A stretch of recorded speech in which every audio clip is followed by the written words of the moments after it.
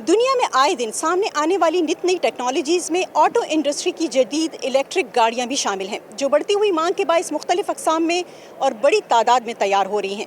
इसकी एक अहम वजह माहौल दोस्त और कम खर्च गाड़ियों का बढ़ता हुआ रुझान है। मैं इस वक्त वाशिंगटन DC में होने वाले सालाना ऑटो शो में मौजूद हूँ। यहाँ पर एक मुनफरिद और दिलचस्प डिस्प्ले पर इलेक्ट्रिक गाड़ियाँ लोगों की तवज्जो का मरकज़ बन रही हैं।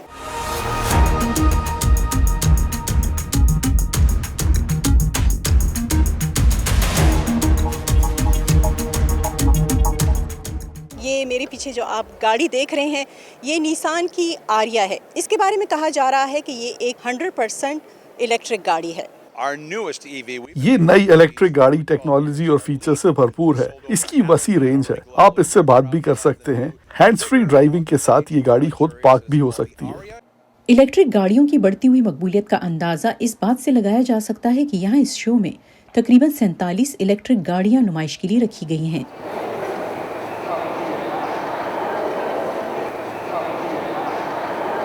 ये शेवरले की सिल्वराडो है। पहली बार एक इलेक्ट्रिक ट्रक मुतारिफ कराया जा रहा है। मुकम्मल चार्ज होने पर 400 मील तक इसमें सफर किया जा सकता है। इसमें एनर्जी सेविंग की सहूलत भी है।